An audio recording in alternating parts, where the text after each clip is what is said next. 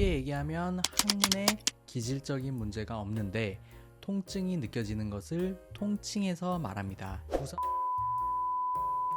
원인으로 들 수 있습니다. 안녕하세요. 사슴과 달 한의사입니다. 오늘은 항문 거근 증후군에 대해서 말씀드려 볼게요. 저도 이 증후군을 잘 몰랐는데 과민성 대장 증후군 환자를 보면서 이 증후군을 같이 호소하시는 분들을 보게 되면서 알게 됐는데요. 쉽게 얘기하면 항문에 기질적인 문제가 없는데 통증이 느껴지는 것을 통칭해서 말합니다. 항문에 통증이 느껴진다는 분들도 계시고 항문 주변으로 골반이나 엉덩이 쪽까지 통증이 같이 생긴다는 분들도 계십니다. 항문에 열감이나 통증을 느끼는 경우도 있고 밑이 빠질 것 같은 느낌, 잔변감과 같이 밑에 뭐가 끼어 있는 듯한 느낌 등 다양한 양상으로 나타납니다. 항문 거근 증후군에서 항문 거근이란 항문을 둘러싸고 있는 항문 괄약근 중에 가장 깊은 곳에 있는 골반 근육을 말하는데요. 아직 정확한 통계는 없지만 골반 통증 증후군의 유병률을 토대로 살펴보면 5% 이하 정도로 예상되는 증후군입니다. 일시적으로 통증이 생겼다 없어지면 큰 문제가 없지만 통증이 장기화되면 삶의 질을 상당히 떨어뜨리고 치료 방법을 제대로 찾지 못해서 고생하시는 경우가 있습니다.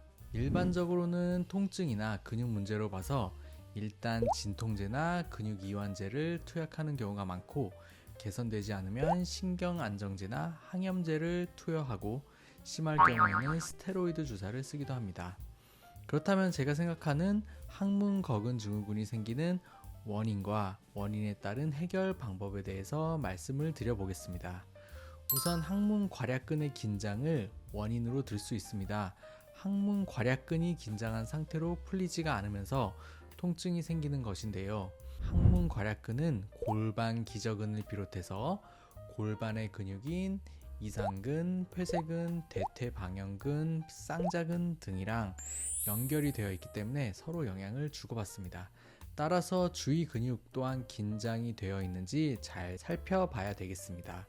더 크게 보면 복부 근육이나 횡격막과도 연결이 되어 있기 때문에 전체적으로 긴장을 잘 풀어주는 것이 중요하고요. 이들의 근육 긴장은 자율신경 그리고 호흡이 밀접하게 연관됩니다. 즉 정신신경의 문제, 스트레스 문제와 연관이 있다는 것인데요. 쉽게 얘기하면 우리가 긴장을 할 때가 있잖아요. 이때 정신적으로만 긴장을 하는 것이 아니라 우리 몸까지 전체적으로 긴장을 하면 호흡도 원활해지지 않게 되죠. 스트레스 받으면 호흡이 작아지고 딱 멈추면서 답답하다고 느끼시는 분들 많으시죠? 호흡이 원활하지 않으면 횡격막, 골반 기저근, 복근 모두 잘 움직이지 않게 됩니다. 한의학적으로 보면 이들 근육뿐만 아니라 모든 기 운행이 다 막혀요. 한의학에서는 음식을 먹으면 기력의 원천이 생기고 폐와 심장을 통해 이러한 기운이 사지로 공급되는 것이라 말하고 있는데 호흡이 막히면 기의 운행이 막히게 되는 것입니다. 자율신경과도 연결이 됩니다. 자율신경이 항문 내 괄약근의 움직임을 조절하는데요. 즉 항문 외 괄약근은 우리가 힘을 주거나 해서 근육의 수축과 이완을 할 수 있겠지만 일부 근육은 우리의 의지와는 관계없이 우리 몸에서 필요한 상태에 따라 알맞게 조절한다는 것입니다. 내부 장기 또한 자율신경이 조절하고 오줌, 똥 싸는 것도 우리가 힘을 줘서 싸는 것 같지만 사실은 장기에서부터 자율신경이 운동을 조절하고 변이를 만들어서 소변과 대변을 보게 되는 것입니다. 이렇게 항문 거근의 근육 긴장에는 여러 가지가 얽혀 있습니다. 한의학에서는 인체의 위치와 기능에 따라 6가지로 나누는 방법이 있는데요. 태양, 소양, 양명, 태음, 소음, 거름이 그것입니다. 소양과 거름이 바로 횡격막과 골반 기저근에 해당됩니다. 소양, 거름이 모두 인체를 조절하는 조절 역할이 강합니다. 이에 대해서는 좀 생소한 개념일 것이기 때문에 따로 또 자세하게 설명드릴 때가 있을 것 같고요. 중요한 것은 항문 괄약근 긴장이 단순하게 괄약근을 풀어준다고 되는 문제가 아니다 라는 것입니다. 해결을 위해서는 스트레스 울체를 잘 풀어주어야 합니다. 자율신경의 조절 능력을 잘 회복시켜 주어야 하고요. 긴장이라는 것은 이완이랑 전혀 반대의 것이 아닙니다. 근육에서는 긴장성 이완이라는 것도 있고 이완성 긴장이라는 것도 있어요. 좀 오래전이긴 한데 예전 격투기 선수 중에 효도르라는 유명했던 선수가 있죠.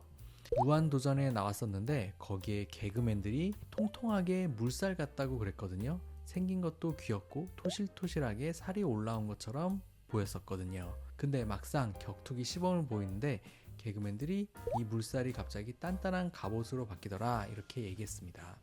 근육이라는 것이 원래 이렇게 평소에는 잘 이완이 되어 있고 필요할 때는 잘 긴장될 수 있는 것이 중요한 것이에요. 움직임을 잘 조절해 주는 것이 중요하다는 것입니다. 그래서 항문 거근이 긴장되어 있다라고 하면 긴장의 문제도 있고 이완의 문제도 있다 이렇게 보시면 됩니다. 근육의 조절 능력을 원래대로 잘 회복시켜야 한다는 것입니다.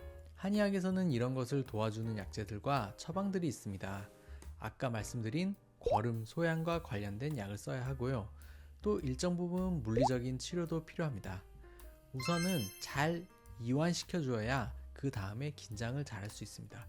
그래서 이완시켜주는 치료를 하게 됩니다. 오늘은 항문 거근 증후군에 대한 전체적인 내용과 한 가지 원인이라고 할 수 있는 근육 긴장에 대해 말씀드렸어요. 다음에는 나머지 원인과 그 해결책에 대해 말씀드리겠습니다. 구독과 좋아요 부탁드립니다.